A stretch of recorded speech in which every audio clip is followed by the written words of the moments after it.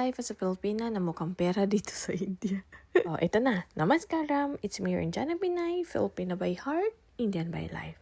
So, ngayon nga pala is gugura na naman tayo. Nyo ba, sa araw na to is pagod na talaga ako at inaantok pa nga ako dito. Kasi nga bago nga kami umalis is inasikaso ko nga muna yung anak ko. Tapos yung anak ko is umalis siya by 8:30 at tapos biglang sabi nitong binan ko na dapat mag-ready na daw ako by 9. Halaka, paano kaya yun? Kaya naman 1, 2, 3 na lang yung ligo ko dito kasi nga sobrang nabibilisan. Talaga siguro mga ugali ng mga Indiano kasi nung gabi kausap ko yung binan ko, sabi niya sa akin 10 a.m. daw. Tapos nung kinaumagahan, 9 a.m. na. May ugali pa naman ako na ayoko talaga na pinagmamadali ako.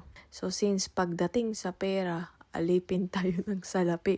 Kahit pagod na ang Indianang Pinay nyo, hala, sige, bira, aalis at lalakwatsa yan siya. So ngayon nga pala is kasama ko nga pala yung mother-in-law ko at yung kaibigan niya.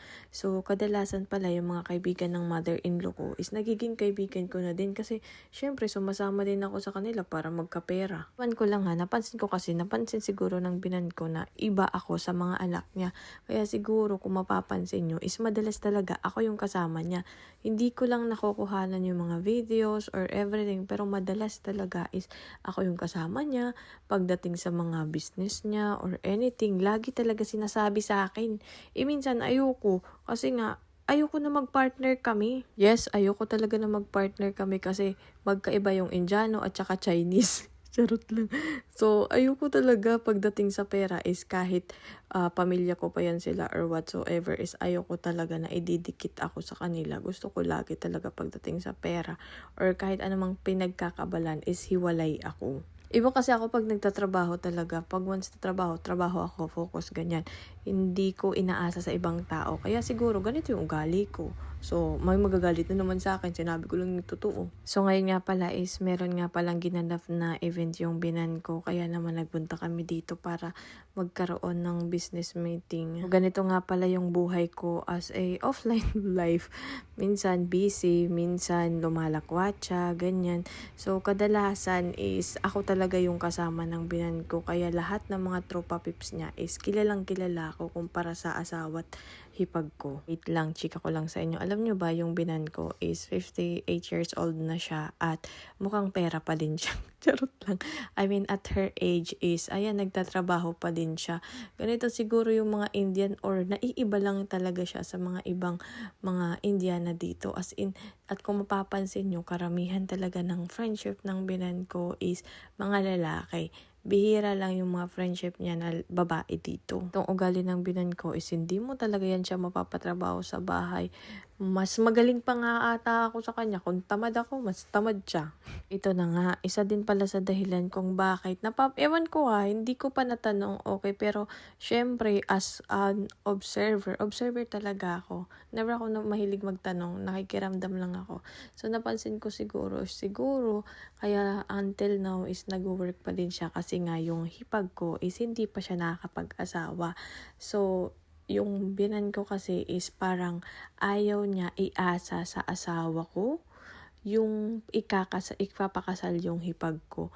Kaya siguro, until now, is super hardworking pa din siya para may mahanap na mapapangasawa yung hipag ko na maganda-ganda ang buhay. Ito sa totoo lang sasabihin ko sa inyo, hindi ko alam if sa ibang state ganito din ba or what, pero dito kasi sa lugar namin is pag maitim ka is mahirap talaga makahanap ng asawa na maganda para sa'yo.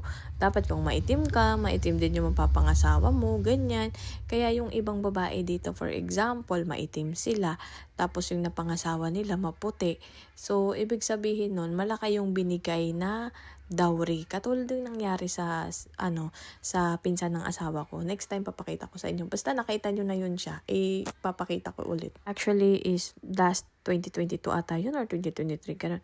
Meron na talaga na pagkasunduan na lalaki sa kanya. As in, ang ganda ng trabaho, nagka-chat na sila, pero ayun lang, yung nangyari is na-stop, hindi natuloy. Dahil nga ayaw ng hipag ko na may sikreto siya sa buhay niya.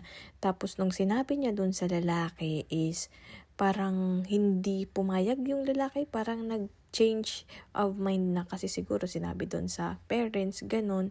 Pero nung yung lalaki is gustong-gusto talaga siya, pero yung family is parang umayaw na. Ganun. Ayun, ang naririnig-rinig ko na chismis dito sa family namin is parang gusto kasi ng hipag ko na yung lalaki is matatanggap talaga siya ng buong buo. Siyempre, dito, ang mga lalaki is nababayaran. Pagdating talaga sa pera, sasabihin ko sa inyo, hindi lahat ng Indiano okay. Pero karamihan dito is more on sa pera talaga sila. Siguro, pagdating sa pera, papayag yan kahit anong meron siya sa buhay. Pero kapalit is pera. Siyempre, tatanggapin yan, di ba? Kaya naman todo kayod na nga yung binan ko kasi nga lalo na ngayon na wala na yung father-in-law ko. Well, meron pa naman sila mga ari-arian pero siguro iba kasi yung mga Indiano is lagi talaga nilang pinaghahandaan yung buhay nila.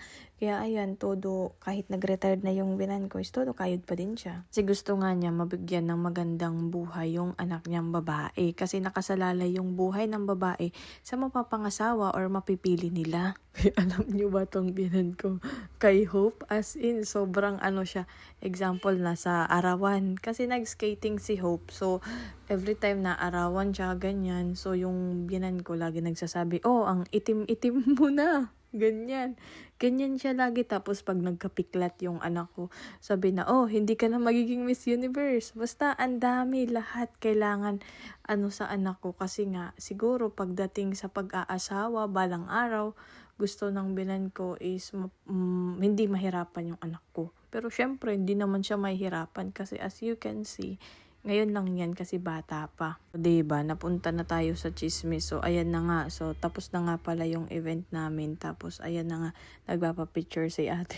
So, bali, nagpi-filled up pala siya dyan. Tapos, hindi nga niya alam yung spelling ng housewife. So, tinuturuan ko. I mean, narinig ko kasi. Tapos, ayun, tinuruan ko siya. Tapos, ayan, naging close siya sa akin. Nakipag-picture siya. Ganon. Tapos, ayan nga, nakipagkilala nga siya. Tapos, natatawa nga ako kasi nga, magkakanta-kanta sana ako dyan. Tapos, wala lang, ilalabas ko lang yung amats ko. Tapos, ayan, pinuntahan na naman niya ako. Tapos, sabi niya sa akin na gusto nga daw niya mag-picture ulit kami. Tapos, ayan, kasama niya yung kaibigan niya.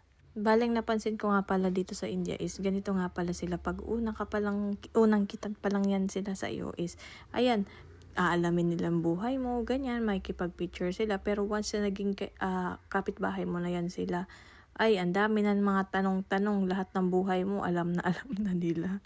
Tapos ayan nga, pinapaulit nga pala nila yung pangalan. And if you notice na nagpo-point ako kasi nga yung pangalan nila, Shiva and Shija. So hindi ko nga ma-pronounce ng maayos tapos tinuturuan nila ako. Tapos ayan lang pala ang ganap ko for today's video. Thank you for watching. Please like and follow for more videos dito sa India. Thank you. Bye-bye.